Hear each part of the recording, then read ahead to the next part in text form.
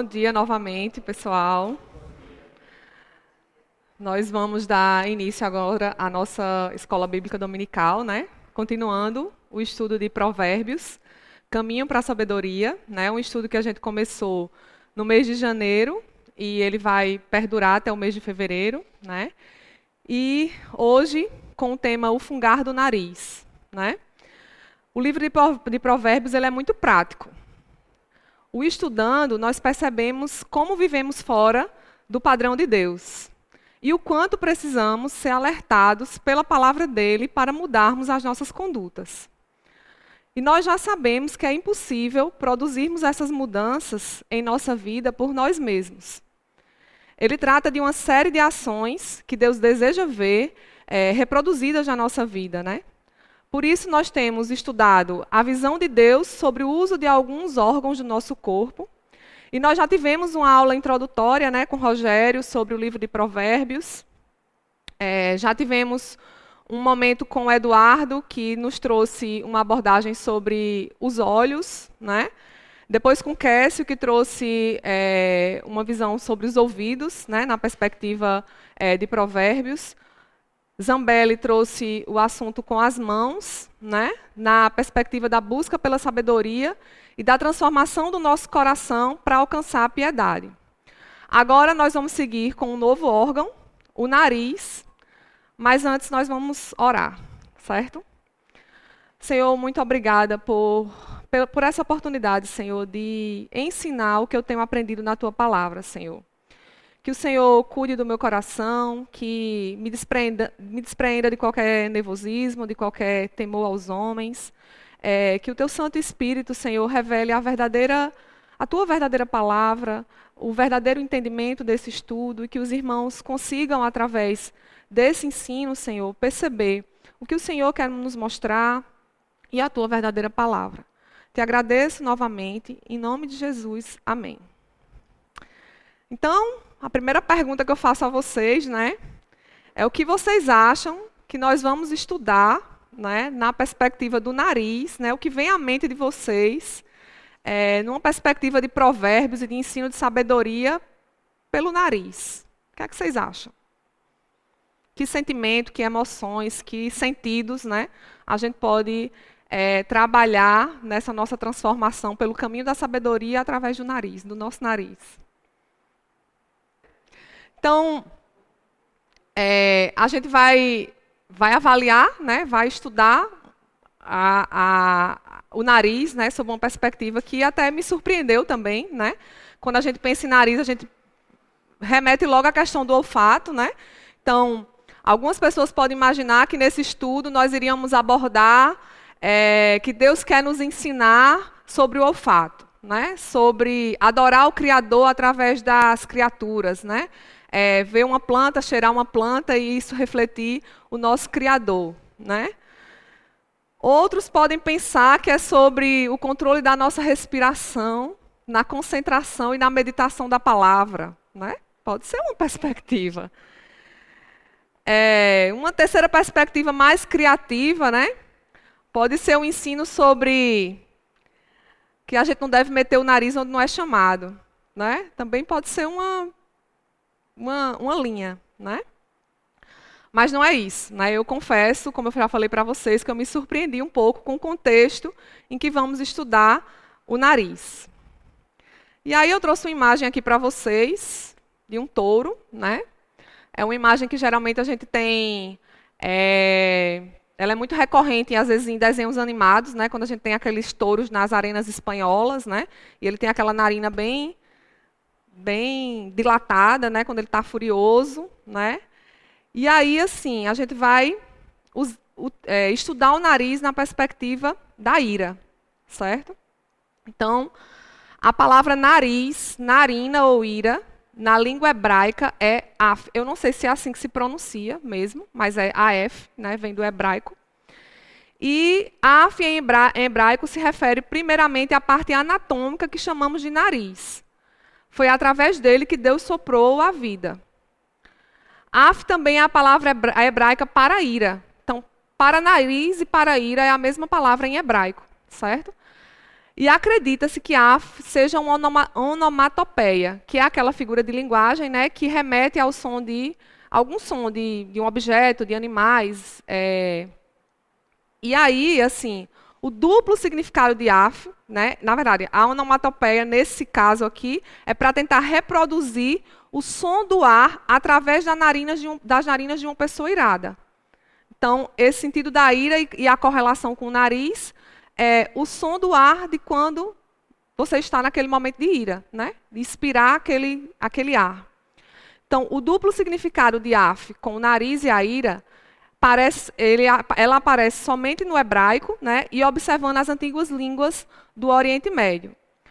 E é comum encontrarmos a ideia de expirar fortemente associada à ira, né? Então, como vocês já devem ter visto, esse é um exemplo assim muito conhecido, né, do touro irado lá naquelas arenas, quando a gente coloca o paninho vermelho, ele fica lá batendo a pata e expira todo o seu furor, né? Então, por essa imagem a gente conclui diretamente que ele está furioso, né? Então, o sentido que nós vamos estudar aqui é a emoção, a relação do nariz com a ira, né? E aí a gente tem um versículo norteador em Provérbios, que é: porque o bater do leite produz a manteiga, e o torcer do nariz produz o sangue, e o assolar a ira produz contendas. Certo? As palavras aqui, bater, torcer e assolar, no hebraico elas também têm o mesmo sentido. Ela tem a ideia de torcer apertando. Certo? Seja o leite, o nariz ou a ira. Mas a mesma palavra no hebraico af foi traduzida por nariz e ira no contexto desse versículo, certo? E a gente pode aqui ficar mais com a última parte do versículo, que é: a ira produz contenda, certo? Então, o assolar aqui seria no conceito de incitar, provocar, né? Então, quando eu incito, quando eu provoco a ira, isso vai gerar contenda, certo? Então, esse vai ser o nosso versículo norteador.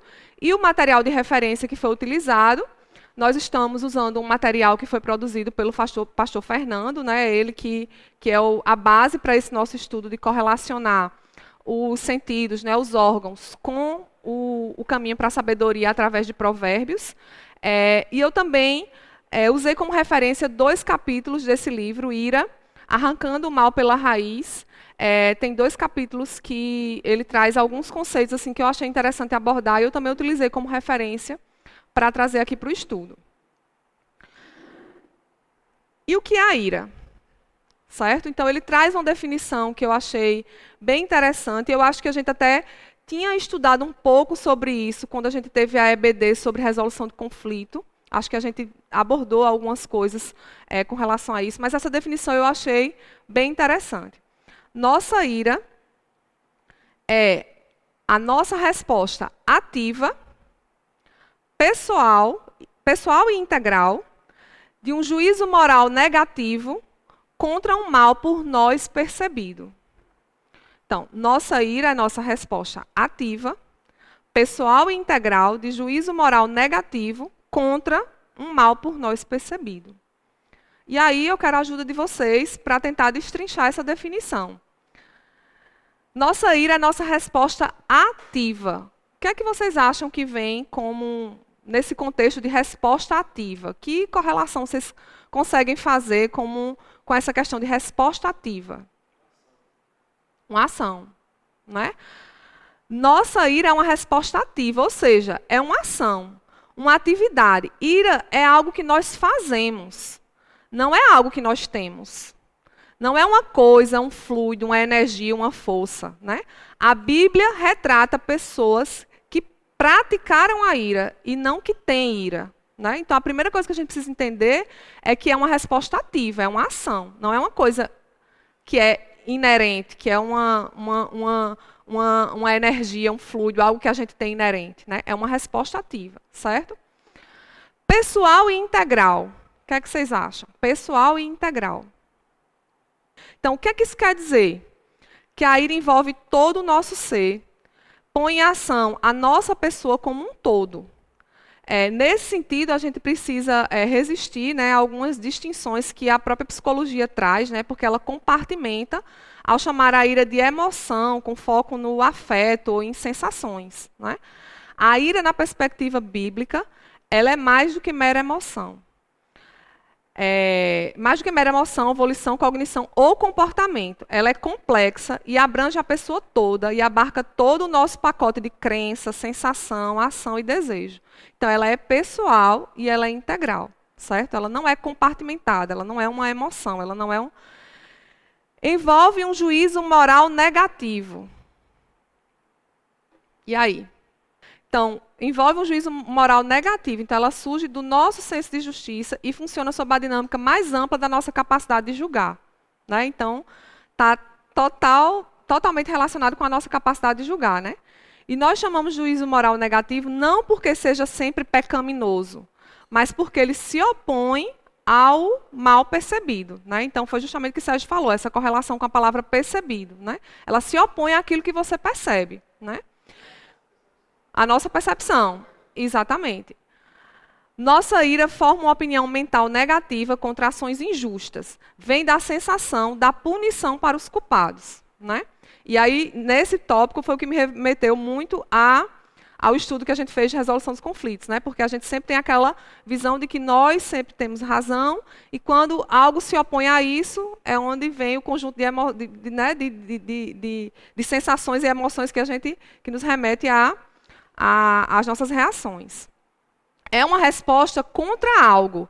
Ela não surge num vácuo, nem aparece espontaneamente. A ira reage contra uma provocação, né? Então, um mal por nós percebido, a ira ela parte da nossa percepção pessoal e essas percepções podem ser piedosas ou ímpias, né? Nós podemos ter uma percepção correta, né, de determinada situação, mas também nós podemos ter uma percepção ímpia sobre aquilo, né? E eu estou reagindo com ira diante de uma situação que é impiedosa, né? Então, a gente vai avaliar um pouco essas categorias, né, para estudar um pouco sobre isso. Essa definição é uma definição funcional e ela nos permite assim derrubar algumas cortinas de fumaça que a gente tem com relação à ira. Porque muitas vezes a gente querendo escapar um pouco do pecado da ira, né, a gente fala assim, ah, não, eu só estou frustrado, ou eu só estou incomodado, né, ou eu estou irritado, né? Mas, assim, com essa definição a gente vê claramente que ela derruba qualquer cortina de fumaça com relação a essas reações que a gente tem com relação a uma conduta iracunda, né? E aí a gente tem algumas causas da ira, são inúmeras, né? Então, assim, eu coloquei aqui algumas que o autor trouxe, algumas que eu citei Provérbios, né, que ele coloca como algumas causas da ira. Então, uma das causas, quando alguém lhe trata um pouquinho diferente do que você acha merecer. E aí Provérbios 15:1 fala, né, que a palavra dura suscita a ira.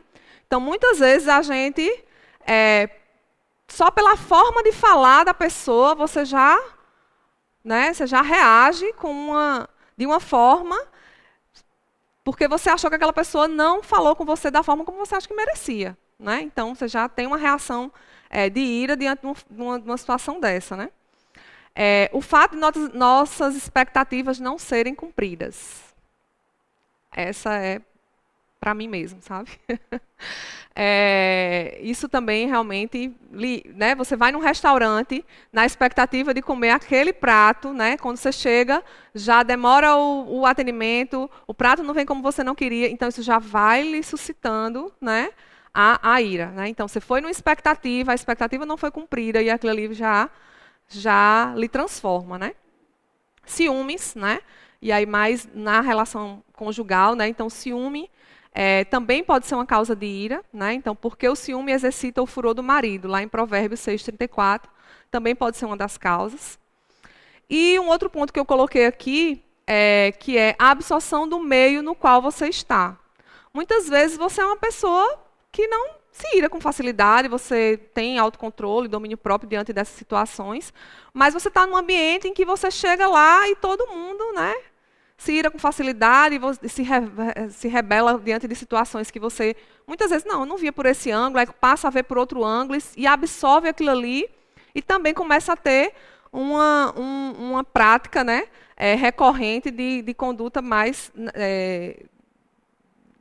irada, né, furiosa. Então, lá em Provérbios 22, 24 e 25 fala: não te associeis com o iracundo, nem andes com o homem colérico, para que não aprendas as suas veredas. Né? Então, o ambiente no qual a gente está inserido, também tendo uma conduta dessa forma, a gente às vezes absorve e tende a também praticar a ira, certo? Alguma pergunta? E aí, assim, existem algumas categorias bíblicas de ira, certo? A ira divina, né? Que às vezes até, eu vou até comentar um pouco, às vezes para o neófito é um pouco complicado a gente imaginar que Deus se ira, né? A ira humana justa e a ira humana pecaminosa, tá? Então a gente vai ver algumas passagens referentes a essas categorias, né? E a ira divina, né? Então, como eu falei, para quem é neófito é surpreendente pensar em um Deus irado. Né? Então, a gente não consegue imaginar, é sempre aquela coisa de que Deus é amor, de que Deus... Né? Mas, estatisticamente, a maioria das referências bíblicas à ira tem a ver com Deus. Né? E como seria, né? Como se pareceria, a partir da definição que a gente viu, essa ira divina? A partir daquela definição de ira que eu apresentei, como é que seria a ira divina? Aqui a gente falou no nosso senso de justiça, né, que pode ser piedoso ou ímpio, né? Mas na perspectiva de Deus, na ira divina, esse senso de justiça é correto, é exato, né? Então, a mesma definição para Deus é uma resposta ativa, pessoal, integral, com juízo moral negativo diante de uma circunstância percebida por ele, mas exata, certa, justa, correta, né? E aí tem essa passagem aqui de Êxodo, né? Êxodo 32, 9 a 10, que foi quando, na passagem na abertura do Mar Vermelho, né? Não, desculpa, era outra passagem, eu troquei. Disse mais o Senhor a Moisés: tenho visto esse povo, e eis que é povo obstinado. Agora, pois, deixa-me para que o meu furor se acenda contra eles e os consuma, e eu farei de ti uma grande nação. Isso aqui foi quando os israelitas já estavam no deserto, estavam já no fanatismo, criando, né, bezerro de ouro. E aí, Deus fala a Moisés que vai destruir, né, com o seu furor, né, uma grande nação. Então, ele estava diante de uma situação justa, exata. O pessoal estava adorando outros deuses, estava... então, a ira dele é justa, né? A ira dele é justa nesse sentido. E... tá. Já falei isso na definição. Então, a outra passagem foi uma passagem lá de Jó, né, quando o amigo de Jó chega para falar sobre o sofrimento dele, né, pelo sopro de Deus são destruídos, pelo vento de sua ira eles perecem. Então Jó questionou Elifaz sobre a sua perspectiva de sofrimento, quando ele coloca que os justos não sofrem, né? E aí também ele mostra que Deus tem a ira diante do pecado e dos pecadores, né? E não é porque você é justo que você não vai sofrer. Então, a ira divina é uma ira justa contra pecadores e contra o pecado, e é uma aversão santa a tudo que viola o seu caráter e não satisfaz a sua vontade. A ira de Deus flui a partir da sua justiça, e ele percebe esse mal com a devida exatidão, ele percebe com a absoluta exatidão, certo? Então, a ira divina é uma ira que é de Deus, né? Então, a gente não busca atingir essa ira justa, né? A gente tem que utilizar o exemplo dele. A ira humana justa é aquela que imita a ira de Deus. Ela é a resposta negativa àquilo que percebemos biblicamente como mal. Moisés reproduziu com os israelitas a mesma ira que Deus havia demonstrado antes. Então, quando Moisés se aproximou do acampamento e viu o bezerro e as danças, irou-se e jogou as tábuas no chão, ao pé do monte, quebrando-as. Pegou o bezerro que eles tinham feito e o queimou no fogo. Depois de moê-lo até virar pó, espalhou-o na água e fez com que os israelitas a bebessem. Então, foi uma reação de ira de Moisés, né? Considerada como justa, por quê? Porque ele imitou a ira de Deus, porque foi uma ira diante de um pecado, né? Diante de uma conduta considerada como pecaminosa, né? Alguém quer falar, perguntar alguma coisa? E aí a ira humana pecaminosa, né? Se a nossa ira não é divina, e nem pode ser, né? E se a nossa ira não é divina e nem se enquadra na ira humana justa, então a nossa ira vai ser o quê? Humana e pecaminosa, né? Se nós não temos uma reação ao pecado e a percebermos ou a termos uma reação correta diante de uma situação bíblica considerada como pecado, se não se enquadrar nisso aí, nossa ira vai ser pecaminosa, certo? E como saber se nossa ira é justa? Né? Então, eu coloquei aqui alguns pontos, né, para a gente refletir como saber se a nossa ira é justa. Né? Nós passamos por diversas situações no nosso dia a dia, né? E eu acho que uma das coisas mais fáceis de acontecer é a gente se irar. Eu acho que aquele pecado que muitas vezes a gente esconde debaixo do tapete é essas condutas de ira. Né? Basta um filho não acordar de manhã para ir para a escola no horário que ele deveria acordar, que a gente já está desesperado dentro de casa, né? Falando alto, e já está reagindo dessa forma. Né? Então, como saber se a nossa ira é justa? Né? Então, a ira justa, ela reage contra o pecado real, certo? Então, ela vai ser justa quando ela reagir contra o pecado real.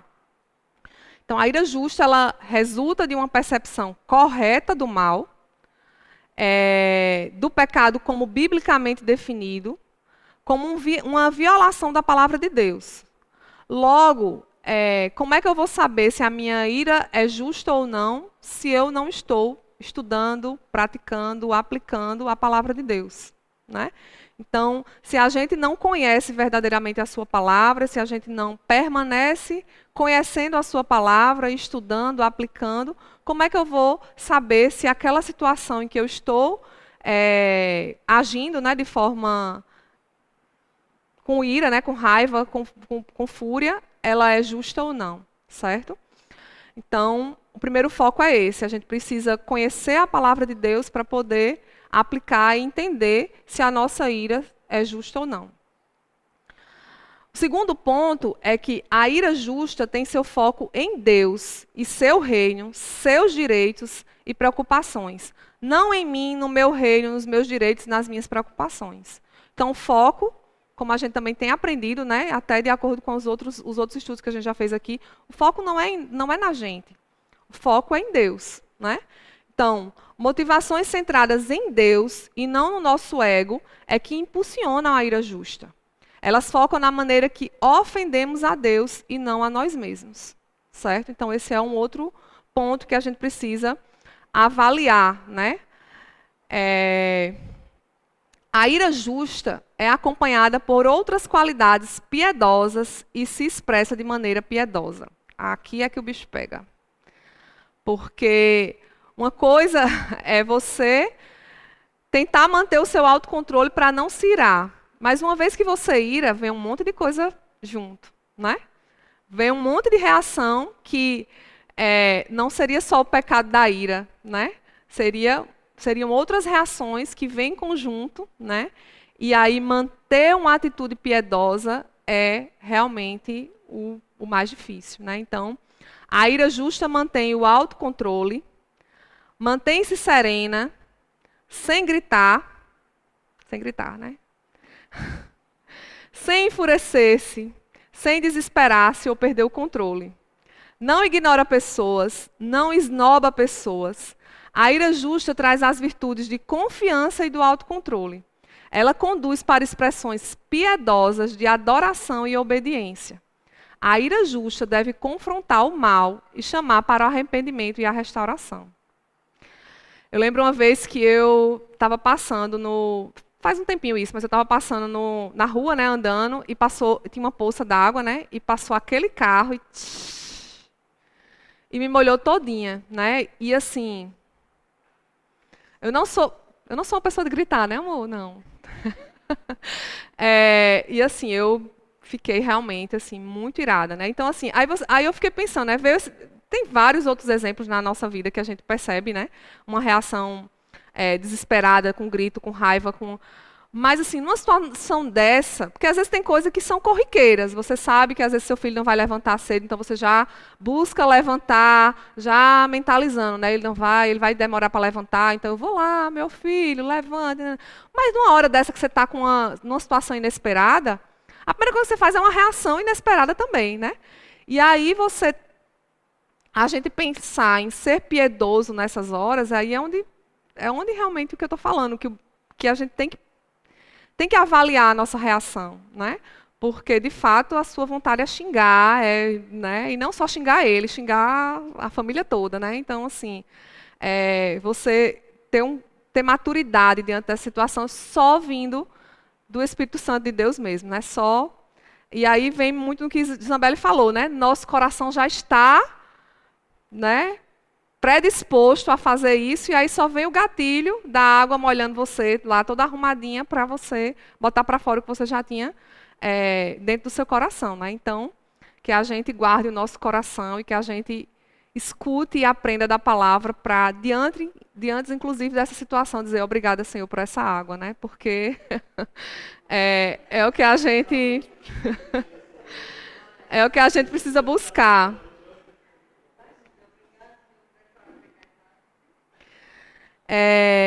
Perguntas para identificar se sua ira é justa ou não, né? Então, você fica irado pelas coisas certas, né? São perguntas retóricas, né, para vocês pensarem. Diante dessa definição de que a gente tem a ira divina, a ira humana justa e a ira humana pecaminosa, né? Quando a gente elimina, né, que a gente não pode ter a ira divina, que a ira humana justa tem aqueles critérios. Eu estou ficando irado pelas coisas certas, não é? Eu estou considerando a palavra, estou considerando o pecado, estou considerando a minha vida com Deus quando eu estou avaliando a minha conduta, né, diante de uma situação que provoca ira. Você expressa a sua ira de maneira certa, né? E aí vem essa questão do coração, né? Se a gente, mesmo diante de uma situação que lhe provoca, você sabe que aquilo ali é um gatilho para você reagir, você está expressando de maneira correta, né? Quanto tempo dura a sua ira? Né? E aí aqui a gente pode refletir um pouco também sobre orgulho, né?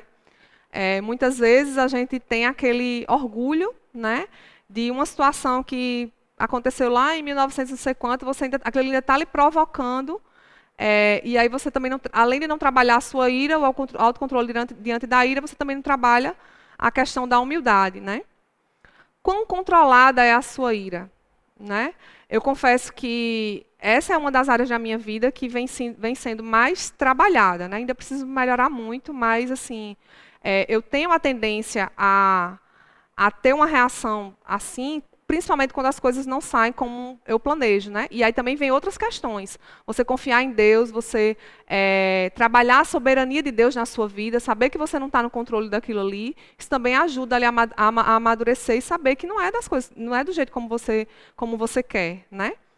Então, depois que eu voltei assim para a igreja, depois que eu comecei a me alimentar da palavra, a estudar, essa é uma das áreas que Deus mais, eu acho que não só em mim, mas assim na nossa família, né? Que Deus mais tem trabalhado, né? O que é que motiva a sua ira? Então, o que é que a gente pode trabalhar para evitar esses gatilhos, né?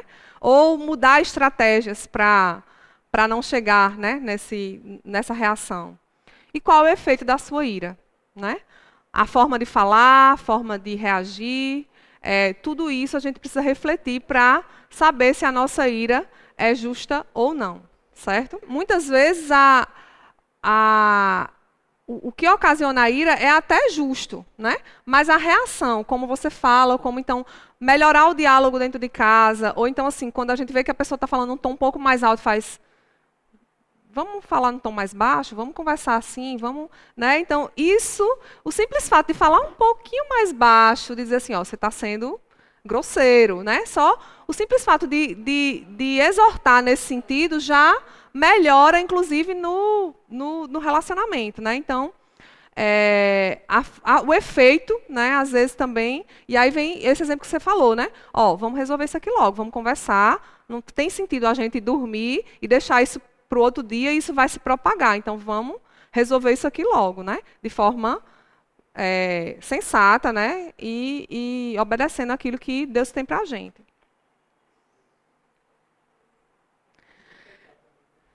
E sem pecar, isso. Porque, como eu falei, é um ponto, mas ele pode desencadear outras coisas, né? Muitas vezes, eu falei aqui do ciúme, né? Quantos casos a gente vê aí na televisão de homicídio, de feminicídio, por conta de ciúme, né? Então, chega ao ponto de você tirar a vida de outra pessoa porque você teve um ciúme e você não conseguiu controlar aquele ciúme, né? Então, não é uma coisa pontual, vai desencadeando outras coisas, né? E aí a gente tem aqui alguns exemplos da ira justa do nosso Senhor, né? São 3 passagens bem conhecidas de vocês, mas eu gostaria que vocês pudessem abrir aí. Alguém abre em Marcos 3, 1, 6.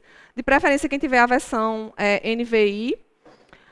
Jesus e seus discípulos em Marcos 10, 13 e 16. Outra pessoa. E Jesus e os mercadores do templo. João 2, 3 a 17. É um trecho bem conhecido, né, que é a cura no sábado, né? Jesus curou um homem, né, no dia de sábado, e os fariseus, observando aquilo, né, criticaram, né?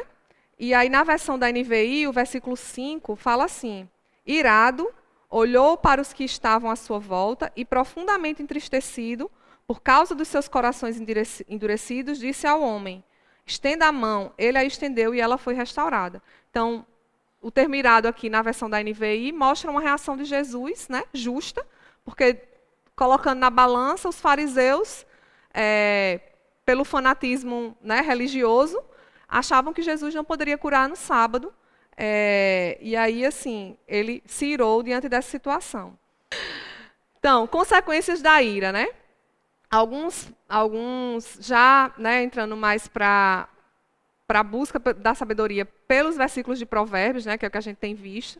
Então, lá em Provérbios 14, 17, fala que quem é irritadiço faz tolices, e o homem cheio de astúcias é odiado.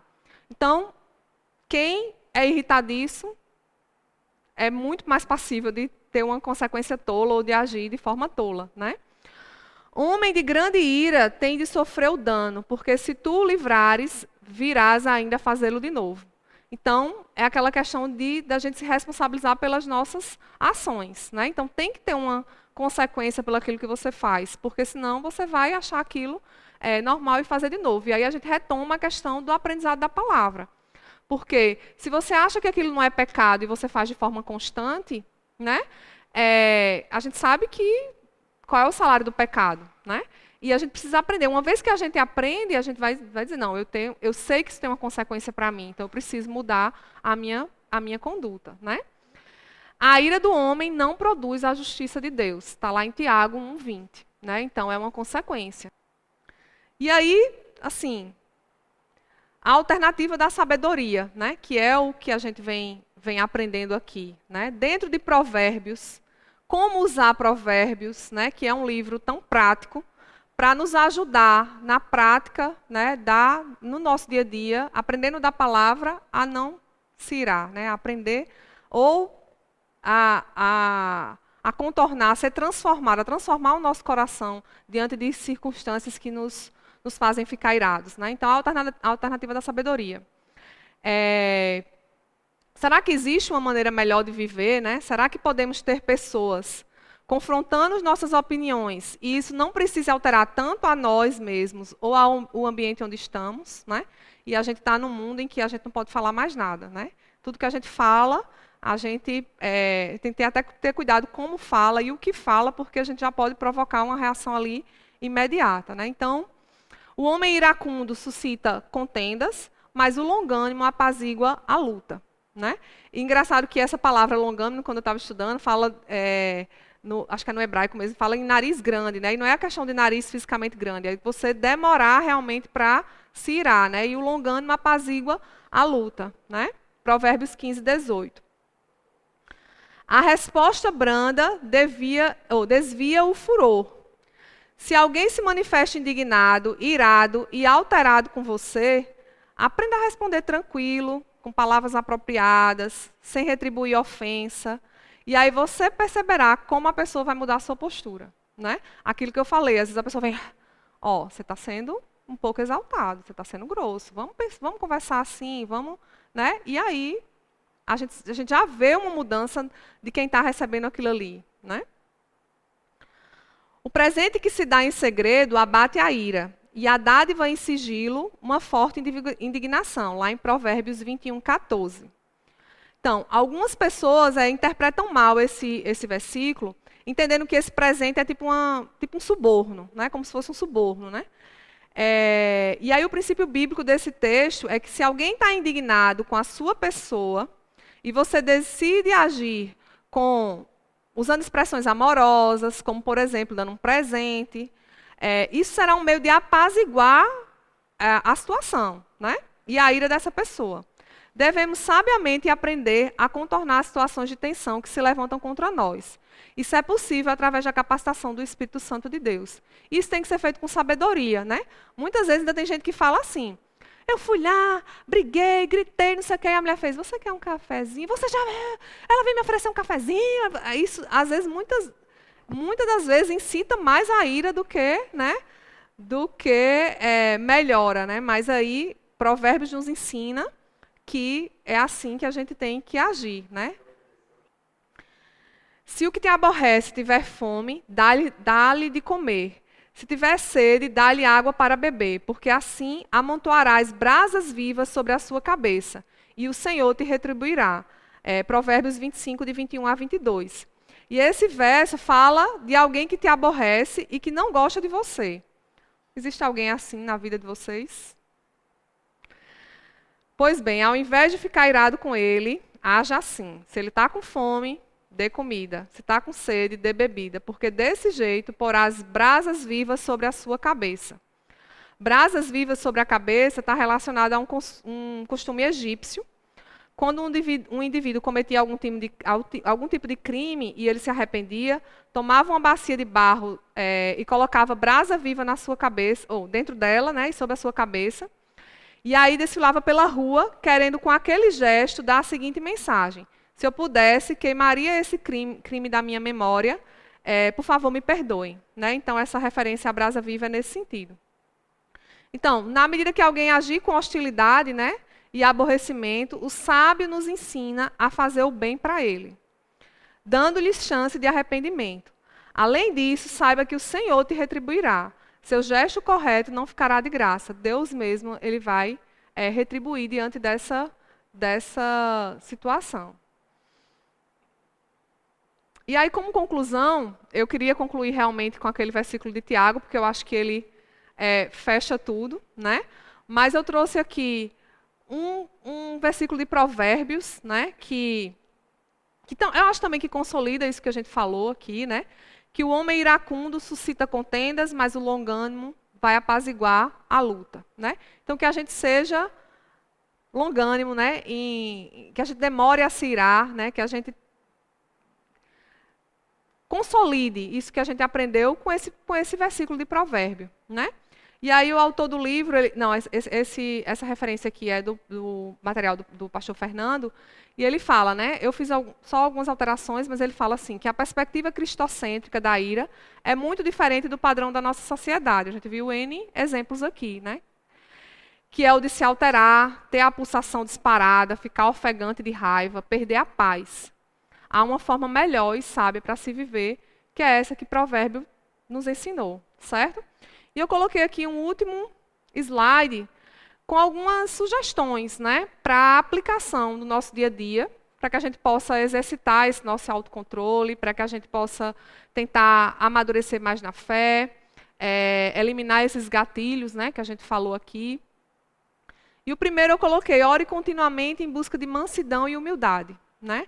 Eu acho que A gente já falou que se a gente não entende pela palavra de Deus o que é um gatilho justo para a nossa ira, então o primeiro ponto seria realmente entender e aplicar a palavra de Deus, né?